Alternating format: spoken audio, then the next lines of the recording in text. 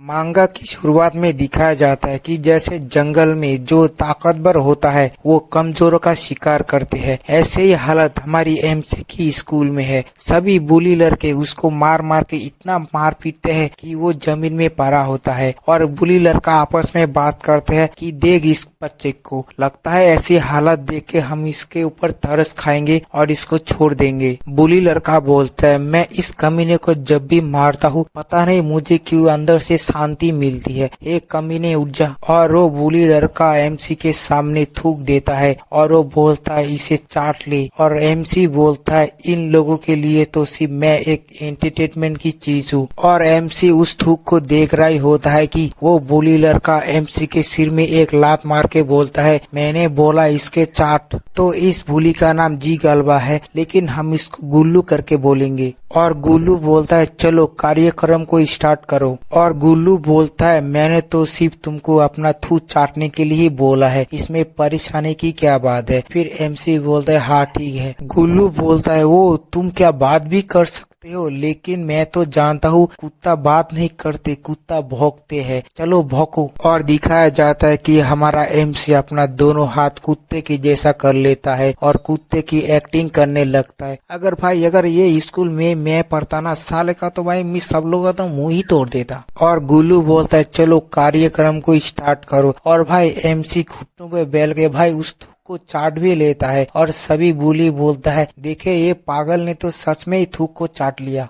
गुल्लू बोलता है अब बने तुम एक अच्छे कुत्ते और तुम्हारे लिए एक इनाम है। और भाई गुल्लू उसके ऊपर दूध डाल देता है। और गुल्लू बोलता है ये 2 महीना पहले ही खराब हो चुका है, ये मैंने इसको सिर्फ तुम्हारे लिए ही बचा के रखा है। और इसमें से तो बहुत ही बढ़िया स्मेल भी आ रही है। और ये देख के उसके पीछे वाला 2 बुली भी हंस रहा होता है। और एमसी को दिखाया जाता है कि भाई वही फटा दूध वो खाने लगता है और पूरी क्लास उसकी तरफ देख रहा होता है। एमसी अपने मन में सोचने लगता है कि मैंने ऐसा कौन सा गलत काम कर दिया कि मेरे साथ ये सब हो रहा है। और एमसी इन सब से तंग होके अपने हाथों का नस काटने ही जा रहा होता है, लेकिन उसका इतना भी हिम्मत नहीं होता है कि वो ये काम कर सके। और ये सब होते हुए खिड़की से एक कोई देख रहा होता है। और स्कूल के छुट्टी के बाद हमारा एमसी घर ही जा रहा होता है, लेकिन पीछे से दूसरा एक बुली उसको बोलता है कि रे मेरे पास पैसा नहीं है इसलिए तू मुझे थोड़ी पैसे उधार दे सकता है। लेकिन एमसी बोलता है मैंने तो गुल्लू को वो सारे पैसे दे दिए थे,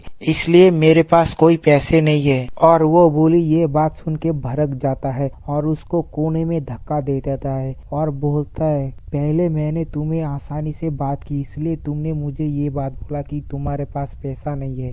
एमसी बोलता है मैंने तो सारे पैसे गुल्लू को दे दिए थे। और ये बात सुन के वो बोली फिर से उसके मुंह में एक लात मार देता है और उसका सिर पकड़ के दीवार में मारने लगता है। और एमसी बोलता है प्लीज मुझे छोड़ दो, मुझसे गलती हो गई, ये गलती दोबारा नहीं होगी। फिर वो बोली अपना सिगरेट जमीन में फेंक देता है और एमसी को बोलता है इसको अपने शरीर में चुबा। फिर अपना एमसी उस सिगरेट को पकड़ के अपने हाथ में चुबाने लगता है, लेकिन वो बुली बोलता है तेरे हाथ में नहीं अपने जीभ में चुबा। फिर एमसी बोलता है क्या अपने जीभ में। फिर वो बुली लड़का बोलता है क्या इसमें तुम्हें कोई तकलीफ है क्या, मुझे तुम्हें फिर से बताना पड़ेगा। और ये सब होते हुए ऊपर से एक डेविल देख रहा होता है जो चूहे के जैसा लग रहा है और वो डेविल हंस रहा होता है। लेकिन एमसी जब वो सिगरेट अपने जीभ में टच करता ही है, लेकिन एमसी को कोई दर्द नहीं होता है, लेकिन उस बुली के मुंह में वो सब दर्द होने लगता है।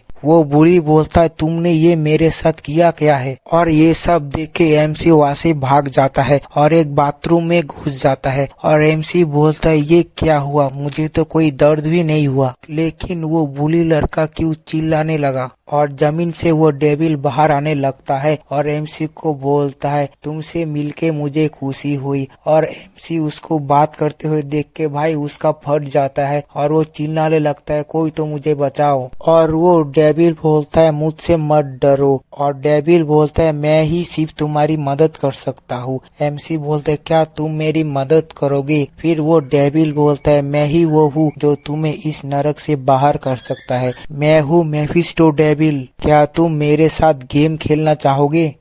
एपिसोड की शुरुआत में एक लड़के को दिखाया जाता है कि जिसके साथ एक डेविल होता है और लड़का बोलता है, क्या तुमने मुझे यहाँ पर बुलाया है। और दूसरे सीन में एक सिगरेट पीते हुए लड़के को दिखाया जाता है जो कि बोलता है, मैंने उस कमीने को बोला कि तू अपना जीप चला ले, लेकिन पता नहीं कैसे मेरा ही जीप जल गया। मैं उस कमीने को छोड़ूंगा नहीं। लड़का थोड़ा चौंकते हुए बोलता है, क्या तुमने मुझे पावर दी है। फिर डेविल बोलता है, हाँ मैंने तुम्हें पावर दी है। और डेविल हंसते हुए बोलता है, मैंने तुम्हें ऐसी पावर दी है कि तुम जिस किसी को भी सोच के अपने आप को नुकसान पहुंचाओगे उसका सारा दर्द उस इंसान के ऊपर चला जाएगा। लेकिन तुम इस पावर का जितना यूज़ करोगे तुम्हें उतना ही पे करना पड़ेगा, तुम्हारी ज़िंदगी उतनी कम होती जाएगी। फिर लड़का उस डेविल को अपने दोनों हाथ से पकड़ते हुए बोलता है, क्या कमीने क्या बोला, मुझे अपना ज़िंदगी देना पड़ेगा। डेविल हंसते हुए बोलता है, मुझे पता है तुम भी यही चाहते हो, तो तुम्हारे पास सिर्फ दो ही रास्ते हैं, या फिर वो तुम्हारा शिकार करेंगे या फिर तुम उनका शिकार करो। फिर हमारा एमसी की सोचता है कि उन लोगों ने मुझे कैसे कैसे मारा है। ये सोच के अपना एमसी पूरा गुस्सा हो जाता है। फिर एमसी बोलता है, मैं उन कमीनों को माफ़ नहीं कर सकता हूँ, मुझे सिर्फ बदला चाहिए, इसके बदले में मेरे साथ क्या होगा होने दो, मुझे सिर्फ रिवेंज चाहिए। फिर डेविल हंसते हुए बोलता है, मुझे ये पसंद आया। फिर डेविल एक चुटकी बजाता है और एमसी के राइट हाथों में एक टैटू बनने लगता है। फिर एमसी बोलता है, ये क्या है। फिर डेविल बोलता है, ये निशानी है कि तुमने मेरे साथ सौदा किया है और तुम इस शक्ति का जितना इस्तेमाल करते जाओगे ये तुमको उतना ही निगलते जाएगा और तुम्हारे पास सिर्फ 30 दिन है। एमसी बोलता है, क्या तुम बोल रहे हो कि मेरा शक्ति सिर्फ 30 दिनों के लिए है। फिर डेविल बोलता है, हाँ तुम्हारा शक्ति सिर्फ 30 दिन ही रहेगा, तो 30 दिन में तुम जो करना चाहो वो कर सकते हो। और डेविल जाते हुए बोलता है, मुझे एंटरटेनमेंट करते रहना। फिर एमसी बोलता है, लेकिन अगर मेरा लाइफ स्पैन ख़त्म हो गया तो डेविल बोलता है, तो तुम इस दुनिया के नहीं रहने, तो तुम्हारी आत्मा मेरी हो जाएगी। और डेविल खतरनाक हंसते हंसते वहाँ से चला जाता है। फिर एमसी अपने हाथ में उस टैटू को देखते हुए हंसते हुए बोलता है, तो ठीक है ऐसा ही होगा। फिर दूसरे दिन स्कूल का सीन दिखाया जाता है।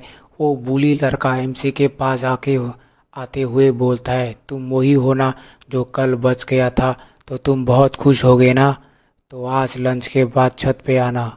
और एमसी के ऊपर एक टपली मारते हुए वहाँ से चला जाता है।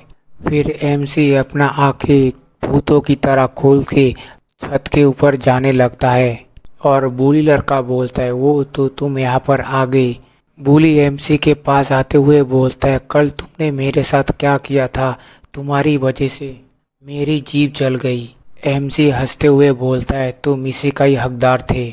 बुली एमसी के ऊपर एक लात मारते हुए बोलता है, लगता है तुम मेरे से मार खाना चाहते हो। फिर एमसी के ऊपर एक घुसा मारने जाता है। फिर एमसी उसको अपनी तरफ आते हुए देख के एक चाकू निकाल के अपने पैर पे चाकू मार लेता है और बुली दर्द में चिल्लाते हुए बोलता है, ये तुम मेरे साथ क्या कर रहे हो, आखिर तुमको हो क्या गया है। फिर एमसी हंसते हुए बोलते हैं, अरे क्या तुम किसी पत्थर के वजह से गिर गए, क्या तुम्हें दर्द हो रहा है। फिर एमसी चाकू लेके दोबारा अपने ऊपर हमला करने ही वाला होता है कि बुली उसके ऊपर एक स्पीयर मार देता है। बुली बोलता है, क्या तुम मुझे कमज़ोर समझने लगे हो। फिर बुली एमसी के ऊपर चढ़ जाता है और एमसी के हाथों से चाकू भी गिर जाता है। फिर वो बुली एमसी का गला दबाने लगता है और बुली गला दबाते हुए बोलता है, मैंने नहीं बोला कि तुम मेरे सामने एक चींटी की तरह हो, इसलिए एक चींटी की तरह बर्ताव करो।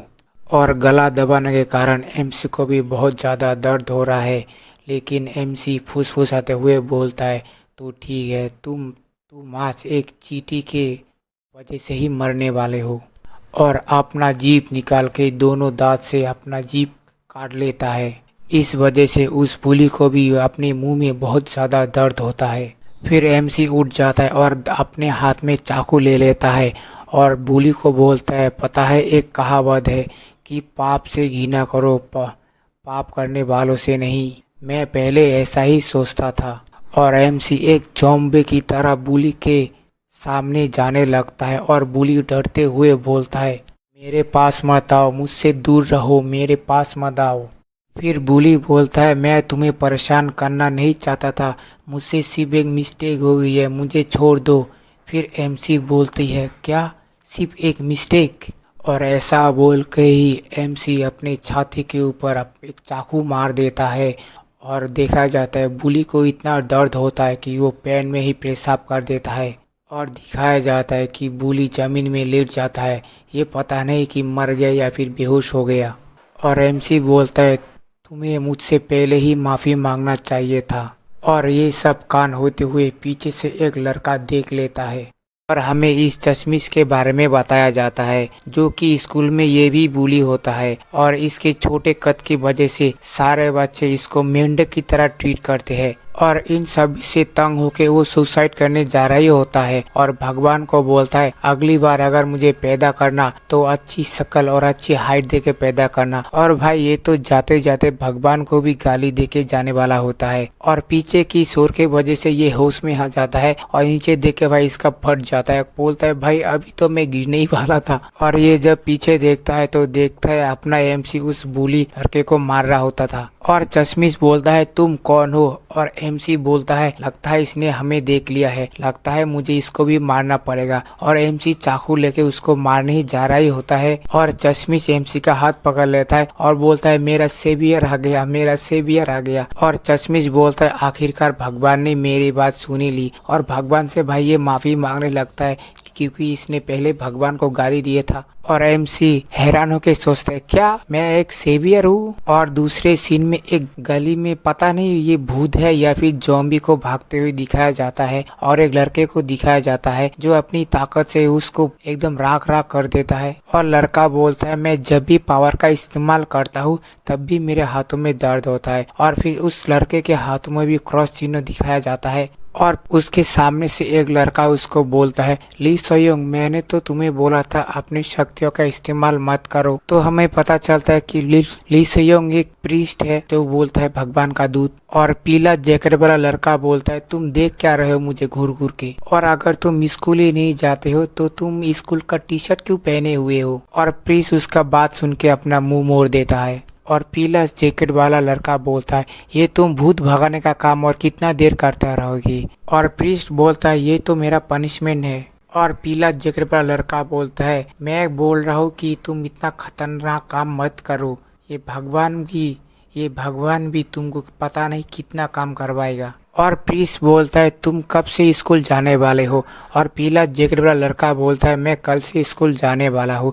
तो प्रीस्ट उसको टोन करके बोलता है कि केले से दूर रहना बंदर। और पीला लड़का बोलता है, साला मेरे को बंदर बोलता है। और स्कूल का सीन दिखाया जाता है जहाँ पर अपना एमसी अपने कुर्सी पे बैठा होता है और दिखाया जाता है चश्मी एमसी के सामने घुटनों के बल बैठा होता है और एमसी को बोलता है, मेरे सीवियर प्लीज मेरी मदद करो, मैं और नहीं झेल सकता हूँ। और एमसी बोलता है, अरे मैं तो कोई सीवियर भी नहीं हूँ, ये तो गलत समझ रहा है मेरे को। और चश्मिश के पीछे एक बॉडी बिल्डर जैसा लड़का होता है वो बॉडी बिल्डर चश्मिश को भाई मेंढक की तरह सारे क्लास में घुमा रहा होता है। और चश्मिश अपने मुख से रैबिट रैबिट करके बोल भी रहा होता है। और बॉडी बिल्डर एक जूता फेंक देता है और चश्मिश उसको पकड़ने जाता है और चश्मिश की तो एकदम वाट लग गई है। और एमसी ये सब देख के अपना मुंह दूसरी तरफ मोड़ लेता है। और एमसी के पास एक लड़की आते है जिसका नाम YUV है और एमसी उसको देख के चौंक जाता है। और वो लड़की बोलती है, क्या तुम ट्रिप में जाने वाले हो? अगर तुम ट्रिप में जाने वाले हो तो कल मुझे बता देना।